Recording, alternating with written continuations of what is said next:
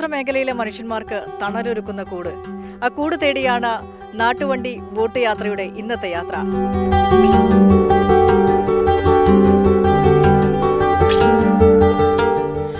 കൂടിനെ നയിക്കുന്ന കൂടിനെ സാരഥികൾ എന്ന് പറയാം, അല്ലെങ്കിൽ കൂടിനെ പരിപാലിക്കുന്ന രണ്ട് ചേച്ചിമാരാണുള്ളത്, ജിഷ ചേച്ചിയുമായ ചേച്ചി. നമുക്ക് അവരോട് ചോദിച്ചു നോക്കാം എന്താണ് കൂട്ടിലെ വിശേഷങ്ങൾ എന്ന്.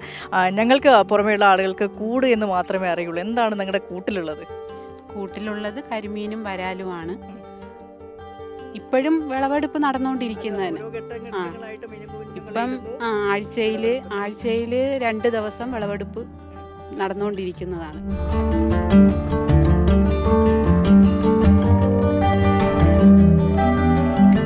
തീർത്തും തദ്ദേശീയരായ ഈ നെയ്യാർ ഡാമിൻ്റെ കുഞ്ഞുങ്ങൾ എന്ന് തന്നെ വിശേഷിപ്പിക്കാവുന്ന രീതിയിലുള്ള കരിമീനും വരാലുമൊക്കെയാണ് ഇവിടെ വളരുന്നത്. 100 ഹൈ ഡെൻസിറ്റി പോളിയെത്തലീൻ കൂടുകളാണ് ഇവിടെ ക്രമീകരിച്ചിട്ടുള്ളത്. ഇതിനു പുറമെ സോളാർ പാനലുണ്ട്, ഇവിടേക്കുള്ള കരിയർ ബോട്ടുകളുണ്ട്.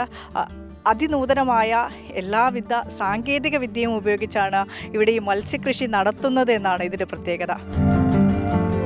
ജീവിത നിലവാരത്തിൽ വലിയ മാറ്റം കൊണ്ടുവന്നൊരു പദ്ധതി എന്നാണ് ഇവിടെ പരിപാലകരായി, മീനിൻ്റെ പരിപാലകരായി ജോലി ചെയ്യുന്ന ആളുകൾക്ക് പറയാനുള്ളത്. മായ ചേച്ചിയോട് സംസാരിച്ചപ്പോഴൊക്കെ മായ ചേച്ചിയും അത് തന്നെയാണ് പങ്കുവയ്ക്കുന്നത്. എങ്ങനെയാണ് നിങ്ങളുടെയൊക്കെ ഒരു ജീവിതത്തിൽ കൊണ്ടുവന്നൊരു മാറ്റം ഈ കൂട് പദ്ധതി? ഇപ്പോൾ 14 പേര് EDC മുഖേന 14 പേരെയാണ് ഇവിടെ ജോലിക്ക് എടുത്തിട്ടുള്ളത്. 4 ലേഡീസും 10 ജെൻസുമാണ്. അതിൽ 2 ടീമായിട്ട് 2 ഗ്രൂപ്പിൽ 7 പേര് വെച്ചിട്ടാണ് ഇപ്പം ഇവിടെ ജോലി ചെയ്യുന്നത്. ഇപ്പം ഇന്ന് നമുക്ക് ജോലി ഉണ്ടെങ്കിൽ നാളെ ഇല്ല. അപ്പം മാസത്തിൽ 15 ഡ്യൂട്ടി നമുക്ക് ഒരാൾക്ക് വെച്ചിട്ട് കിട്ടും. ഈ 14 പേരിലും ജോലി നേരത്തെ ചെയ്തുകൊണ്ട് നിന്നവരുണ്ട്, ഇപ്പോൾ ഒരു ജോലിക്ക് പോലും പോവാത്തവരുണ്ട്. അപ്പം നമുക്ക് നമ്മുടെ അത്യാവശ്യ കാര്യങ്ങൾ ഈ ഒരു ചെറിയ വരുമാനം കൊണ്ട് നേടിയെടുക്കാൻ കഴിയുന്നുണ്ട്. എല്ലാവരും ഹാപ്പിയാണ്. ഞങ്ങൾ ഫസ്റ്റ് സീഡ് കൊണ്ടുവരുമ്പോൾ ഒരു 3 മാസം പ്രായമുള്ള സീഡുകളാണ് കൊണ്ടുവന്നിട്ട് എണ്ണം വല കെട്ടി അതിനകത്ത് ഹാപ്പ കെട്ടിയിട്ടാണ് മീൻ അതിനകത്ത് ഇടുന്നത്. അതിന് ഫസ്റ്റ് ഇങ്ങനെ ചെറിയ ട്രീറ്റ്മെൻറ്റ് നിലയ്ക്ക് മെഡിസിൻ കൊടുത്തതാണ്. കാരണം അത്ര ദൂരം ട്രാവലിംഗ് കഴിഞ്ഞ് വരുന്നതുകൊണ്ട് ചെയ്യാറുണ്ട്. അത് കഴിഞ്ഞ് അന്ന് അല്ലെങ്കിൽ പിറ്റന്നാണ് നമ്മൾ വീണ്ടും കേജിലേക്ക് റിലീസ് ചെയ്യുന്നത്. അപ്പോൾ റിലീസ് ചെയ്ത മീനിന് വളർച്ച എത്തിയെന്ന് പറയുമ്പോൾ അടുത്ത ഫീഡിൻ്റെയൊക്കെയുള്ള ടൈം ആയെന്ന് പറയുമ്പോൾ നമ്മൾ അടുത്ത കേജ് മാറുന്നു. അപ്പോൾ നമ്മൾ കാരണം 14 വല ആയി കഴിഞ്ഞാൽ അത് പെർമനൻ്റ് ആയിട്ടിൻ്റെ അവിടെ തന്നെയാണ് സെയിൽ ടൈം വരുമ്പോൾ അതുപോലെ തന്നെയാണ് കൊടുക്കുന്നത്.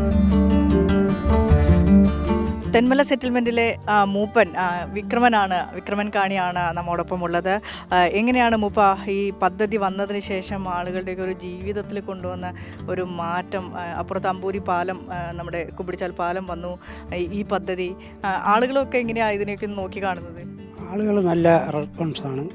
കാരണം ഇടതുപക്ഷ സർക്കാരിൻ്റെ സ്വപ്ന പദ്ധതി ദളിത് പിന്നോക്ക വിഭാഗങ്ങളെ ചേർത്ത് പിടിച്ച് ഉന്നതിയിലേക്ക് അവരുടെ ജീവിത നിലവാരം മെച്ചപ്പെടുത്തുന്നതിൻ്റെ ഭാഗമായിട്ടാണ് തൊഴിലില്ലാത്തവർക്ക് തൊഴിൽ കൊടുക്കാൻ തന്നെ CK കരിയേന്ദ്രൻ MLA ചേർന്ന് കൊണ്ടുവന്നൊരു പദ്ധതിയാണ്.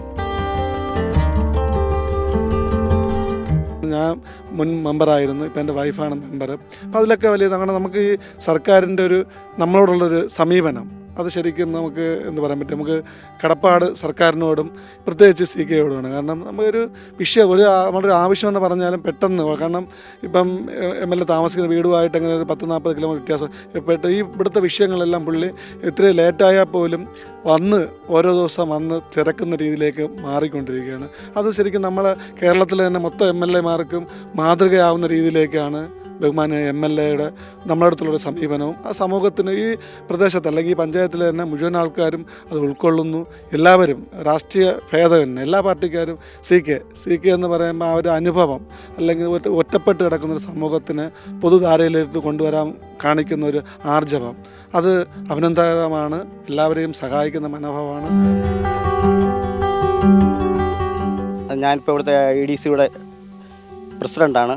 പിന്നെ ഒരു മൂപ്പനും മുൻ പഞ്ചായത്ത് മെമ്പറുമായിരുന്നു. തീർച്ചയായിട്ടും നമുക്കൊരു 14 പേർക്ക് പണി കൊടുക്കുക എന്ന് പറയുമ്പം ഒരാൾക്ക് പോലും പണി കൊടുക്കാൻ പറ്റാത്തൊരു സാഹചര്യമാണ് നമ്മുടെ ഉള്ളത്.